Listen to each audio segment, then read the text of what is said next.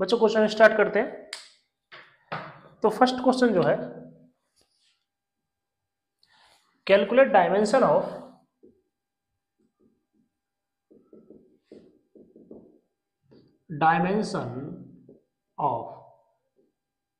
Mu not epsilon not. इसका हमें dimension calculate करना है। किस तरीके से कैलकुलेट करेंगे? हमें फॉर्मूला पता है। फॉर्मूला क्या होता है कि speed of light c equal to 1/√ऑफ म्यू नॉट और एप्सिलॉन नॉट। अब यहां पर इसको सॉल्व करते हैं तो c² इक्वल टू 1/म्यू नॉट और एप्सिलॉन नॉट। इन दोनों को इधर लेके आओ, c² को नीचे लेके आओ, तो mu not epsilon not equal to 1/c²। ठीक है। अब यहाँ पे डायमेंशन कैलकुलेट करना है इसका। तो यहाँ पर जो c क्या है, स्पीड ऑफ लाइट, तो LT-1 और इसका स्क्वायर क्या हो जाएगा यहाँ पर L² T-2। इसको ऊपर भेजते हैं, L⁻⁻2 और T2। ठीक है। तो ये हो जाएगा इसका डायमेंशन। बहुत क्वेश्चन पूछा जाता है, ये बहुत ज्यादा पूछा जाता है, ये बहुत इंपॉर्टेंट भी है। एक और क्वेश्चन लिखते हैं।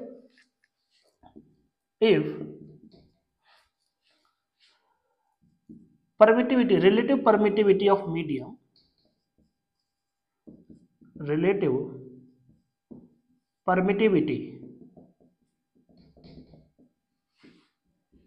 of medium is 3.6 and relative permeability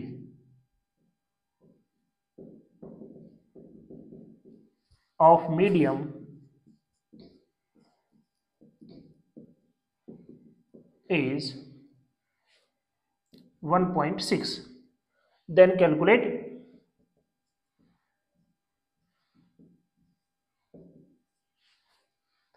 speed of light in this medium.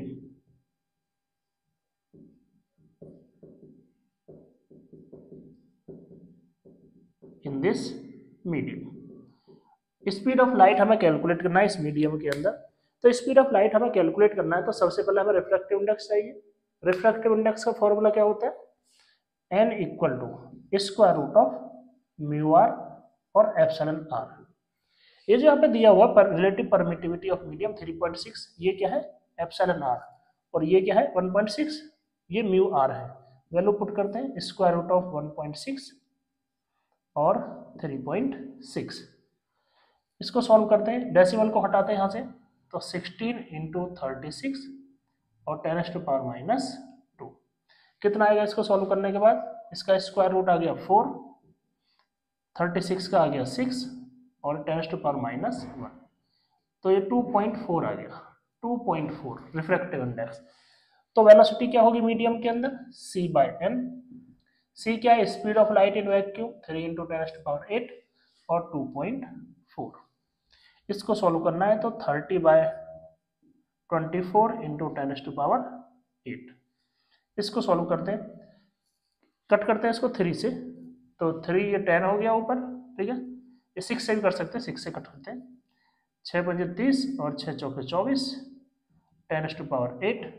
इसको डिवाइड करेंगे तो 1.25 इंटू 10⁸ मीटर पर सेकेंड। ओके, तो ये स्पीड रहेगी। बहुत ही इंपॉर्टेंट क्वेश्चन है, दोनों बहुत ज्यादा पूछे जाते हैं जेईई मेंस के अंदर और नीट के अंदर भी। ठीक है, नेक्स्ट क्वेश्चन सॉल्व करते हैं।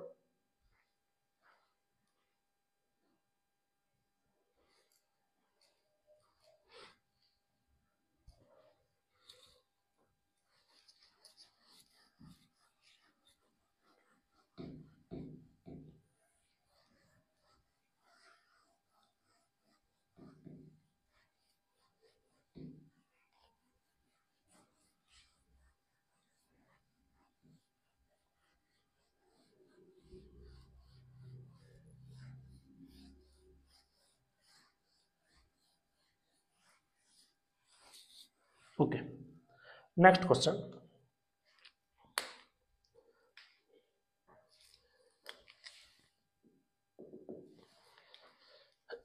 डिस्प्लेसमेंट करंट का एक क्वेश्चन है, उसको सॉल्व करते हैं। If value of displacement current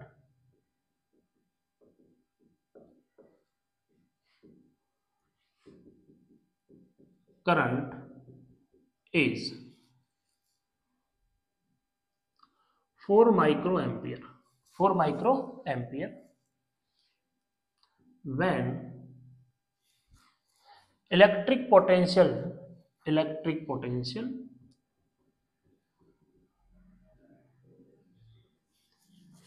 change at rate of 10 raised to power 8 volt per second across a capacitor of plate area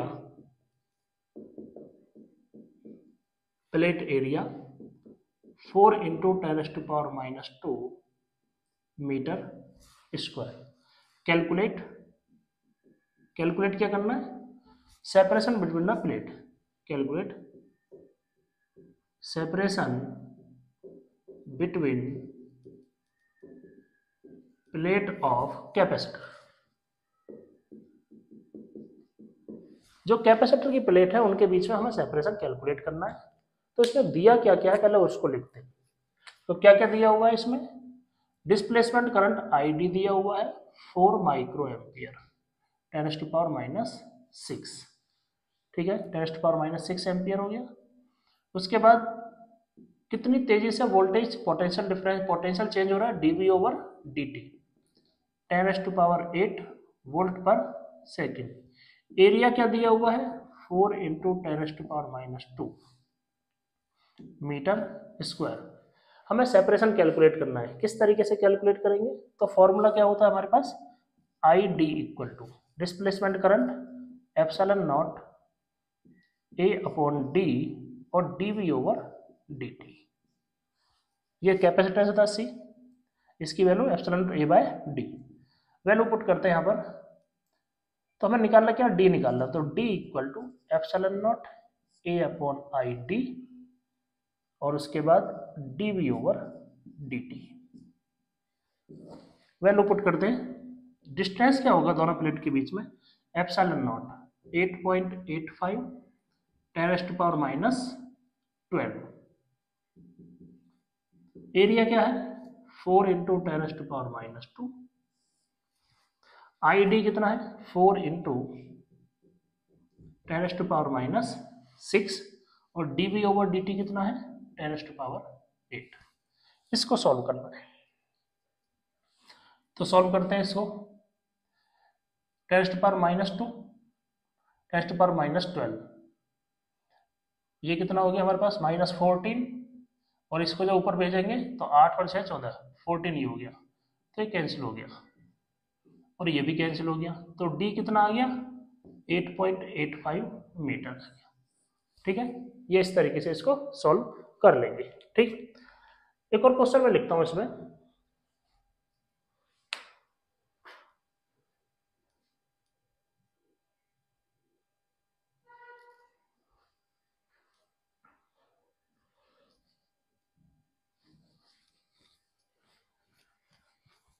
next question solve करते हैं।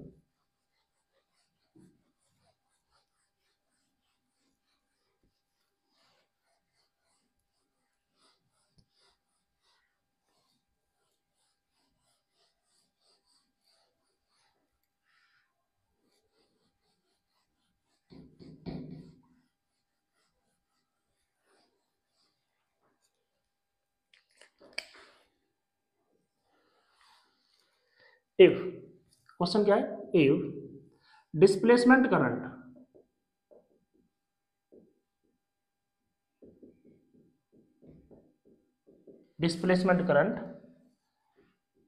across area A, capital A is I naught, then what will be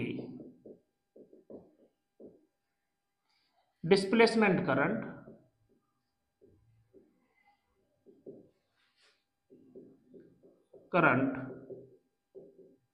across area small A area से displacement current calculate करना है, जबकि capital A area से displacement current क्या दिया हुआ है? I naught.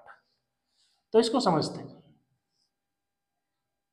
ये कैपेसिटर है, ठीक है। यहां से कुछ करंट फ्लो कर रहा है, यहां से कुछ करंट आ रहा है जिसको हम बोलते हैं कंडक्शन करंट। यहां पर जो कंडक्शन करंट होगा इसके अंदर भी डिस्प्लेसमेंट करंट की वैल्यू वही रहने वाली है। इसका एरिया क्या है, ए। तो इस पूरे कैपेसिटर के अंदर जो डिस्प्लेसमेंट करंट फ्लो कर रहा है उसकी वैल्यू यहाँ पर कंडक्शन करंट के बराबर होगी।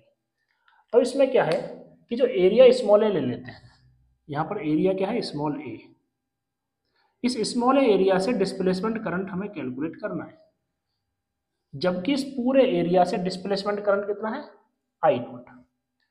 तो ए एरिया से जो डिस्प्लेसमेंट करंट है वो कितना है, आई नॉट। यूनिट एरिया से डिस्प्लेसमेंट करंट कितना होगा, आई नॉट बाय ए। हमें कैलकुलेट करना है स्मॉल ए एरिया से, स्मॉल ए एरिया से डिस्प्लेसमेंट करंट कितना होगा, small A into I naught by capital A. तो A by capital A I naught, ये यहाँ पर डिस्प्लेसमेंट करंट आ जाएगा। एक बात और याद रखना है कि जो करंट यहाँ पर आ रहा है वही करंट यहाँ पर टोटल बनेगा, डिस्प्लेसमेंट करंट बनेगा। तो डिस्प्लेसमेंट करंट जो रहेगा टोटल इस पूरे एरिया से आई नॉट, वो कंडक्शन करंट के बराबर होगा, मतलब कंडक्शन करंट जो होगा वो आई नॉट के बराबर होगा, ठीक है। तभी तो इसमें सर्किट कंप्लीट हो पाएगा। ओके, आगे बढ़ते हैं।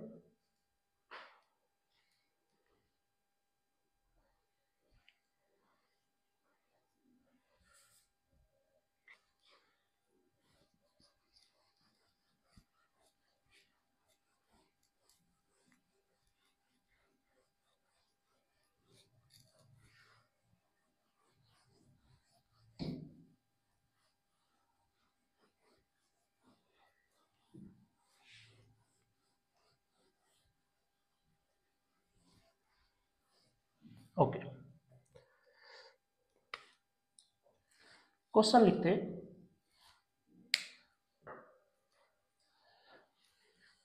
किसी रीजन में, ठीक है, मान लो कि यहाँ पर जो इलेक्ट्रिक फील्ड है इस रीजन में पॉजिटिव एक्स डायरेक्शन में, इलेक्ट्रिक फील्ड का फंक्शन है 4t²। 4t²। Electric field time के साथ लगातार चेंज हो रहा है और यहाँ पर एक एरिया है, यहाँ पर एक एरिया है, ये रेक्टेंगुलर प्लेट है, ये इसका जो एंगल है इसके डायरेक्शन के साथ, इसके डायरेक्शन के साथ जो एंगल है ये है 60 डिग्री। 60 डिग्री एरिया वेक्टर है इधर, ए वेक्टर, ठीक। और एरिया की जो वैल्यू है वो है 4 मीटर स्क्वायर, ठीक है, 4 मीटर स्क्वायर। तो हमें बताना है इस एरिया से कितना डिस्प्लेसमेंट करंट होगा। तो इस एरिया से कितना डिस्प्लेसमेंट करंट होगा उसको हमें कैलकुलेट करना है। डिस्प्लेसमेंट करंट को अगर कैलकुलेट करना है तो डिस्प्लेसमेंट करंट का फॉर्मूला होता है I D equal to epsilon naught d phi E over D t, ठीक है। फाई ई क्या होता है, electric flux, E A cos theta, E A cos theta. तो I D equal to epsilon naught d over D t और E A cos theta. और theta क्या है, इलेक्ट्रिक फील्ड इधर, एरिया वेक्टर इधर, एंगल क्या बनेगा 60 डिग्री। तो epsilon naught d over D T, value put करते हैं, ई कितना है यहाँ पर 4t², एरिया क्या है 4, cos 60 1/2, इससे इसको कैंसिल करते हैं 2, 8 आ गया बाहर। तो 8 epsilon naught d over D t और t² आई डी।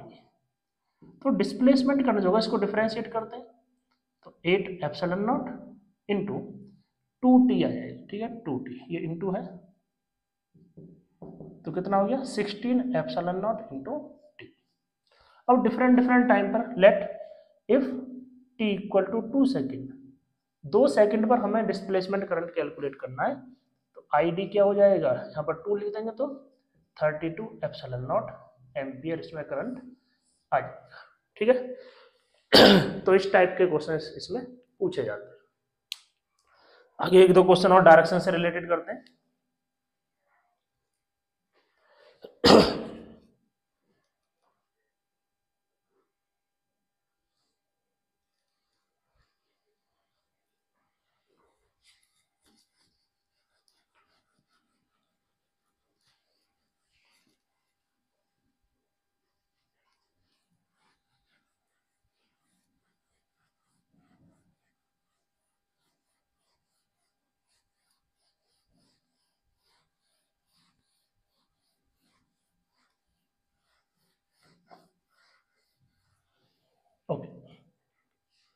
क्वेश्चन लिखते,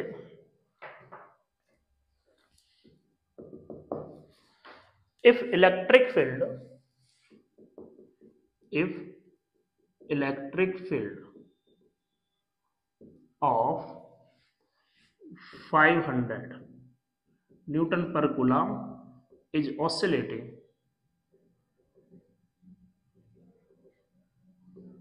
in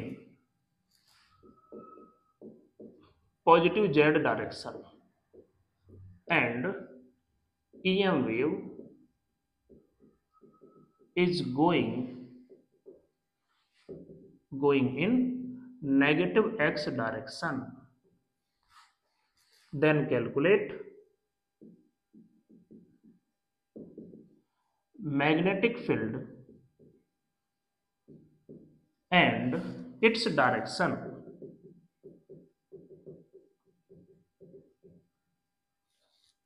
in vacuum. वैक्यूम के अंदर हमें मैग्नेटिक फील्ड जो है उसकी वैल्यू कैलकुलेट करनी है और उसका डायरेक्शन भी कैलकुलेट करना है। तो सबसे पहले वैल्यू की बात करते हैं। तो E इक्वल टू क्या होता है, B इंटू सी वैक्यूम के अंदर। तो B क्या आ जाएगा, E बाय सी। E कितना है 500, C कितना होगा 3 इंटू 10⁸8। तो 5/3 ये ऊपर जाएगा, कितना हो जाएगा 10⁻⁻6 टेस्ला। तो 5/3 मिली टेस्ला आ जाएगा, माइक्रो टेस्ला आ जाएगा। लेकिन डायरेक्शन क्या होगा, डायरेक्शन कैसे लिखेंगे? तो बी का डायरेक्शन कैसे लिखते, बी का डायरेक्शन वो लिखते हैं जिस डायरेक्शन में वेव जा रही है क्रॉस इलेक्ट्रिक फील्ड। तो सी क्रॉस ए से, सी क्रॉस ई से ये क्या रिप्रेजेंट करता है, डायरेक्शन किसका, मैग्नेटिक फील्ड का डायरेक्शन। ठीक है, will give direction of magnetic field. तो सी मतलब किस डायरेक्शन में वेव जा रही है, -x मतलब -i कैप। इलेक्ट्रिक फील्ड किस डायरेक्शन में ऑसिलेट कर रहा है, z मतलब k कैप। तो क्या आ जाएगा यहां से, माइनस को बाहर निकाल देते हैं, i cross k। i cross k क्या होता है, ये j बन जाएगा। ठीक है, टोटल में। तो इसको इस तरीके से लिखते हैं, यहां से आगे पीछे कर देते हैं इनको और यहाँ प्लस कर देते हैं। तो k क्रॉस i, और k क्रॉस का i क्या होता है, j मतलब जो मैग्नेटिक फील्ड है वो पॉजिटिव y डायरेक्शन में ऑसिलेट करेगा। ठीक है, तो डायरेक्शन क्या आ जाएगा इसका, पॉजिटिव y डायरेक्शन। ओके, तो इस तरीके से जो फील्ड है वो ऑसिलेट करेगा। और भी क्वेश्चंस इसमें पूछे जाते हैं डायरेक्शन से रिलेटेड, और भी क्वेश्चंस हम लास्ट चैप्टर के लास्ट में करेंगे। अभी मैं लिखने वाला हूं मैक्सवेल की जो 4 इक्वेशन है उनको। ठीक है, 4 equation of Maxwell.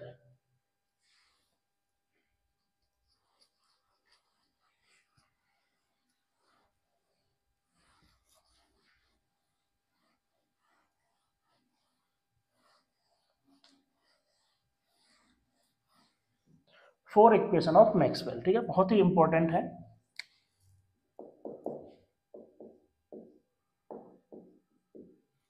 Maxwell, James Clerk Maxwell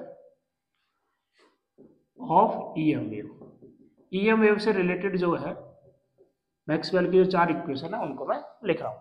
तो कौन कौन सी इक्वेशन है, मैक्सवेल ने क्या किया था, सभी इलेक्ट्रोस्टैटिक, ठीक है, और मैग्नेटिक फील्ड को कंबाइन करके 4 इक्वेशन रिप्रेजेंट की। ठीक, तो क्या क्या इक्वेशन थी, जो फर्स्ट इक्वेशन है वो है गॉस लॉ ऑफ इलेक्ट्रोस्टैटिक। तो क्या था इलेक्ट्रोस्टैटिक के अंदर, तो E vector dot DA vector equal to Q inside upon epsilon. ठीक है, ये गॉस लॉ ऑफ इलेक्ट्रोस्टैटिक। आगे है गॉस लॉ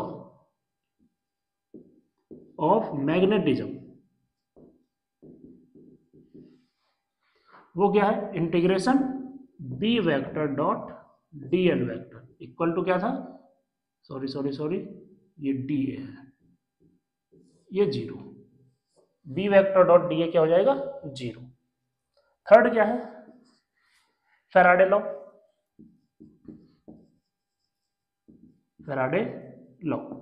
फैराडे लॉ क्या है, integration E vector dot D L vector equal to minus d phi B over D t. यह है Faraday law. उसके बाद एम्पियर ने जो फॉर्मूला दिया था उसको मॉडिफाई किया था मैक्सवेल ने। किस तरीके से मॉडिफाई किया था? तो यहां पर जो है एम्पियर मैक्सवेल फॉर्मूला, तो एम्पियर मैक्सवेल फॉर्मूला या लॉ, ठीक है। तो क्या फॉर्मूला था? Integration B vector dot D L vector equal to mu naught I in लिखते थे, यहां पर तो क्या आएगा? Conduction current plus displacement current. Displacement current क्या होता है? Epsilon naught D phi E over D T. तो जेईई मेंस के अंदर चारों जो इक्वेशन है वो पूछी जाती है, मैचिंग में पूछी जाती है या इंडिविजुअल तरीके से पूछ सकते हैं। तो बहुत ही इंपॉर्टेंट है जेईई मेंस और नीट के हिसाब से। इस वीडियो में इतना ही रहेगा। जो नेक्स्ट वीडियो रहेगी उसमें इलेक्ट्रोमैग्नेटिक वेव किस तरीके से जनरेट करते हैं, क्या इक्वेशन होता है, इंटेंसिटी, एनर्जी डेंसिटी, एनर्जी, उन सभी के बारे में बात करेंगे और साथ साथ में कुछ क्वेश्चंस को सॉल्व करेंगे। Thank you.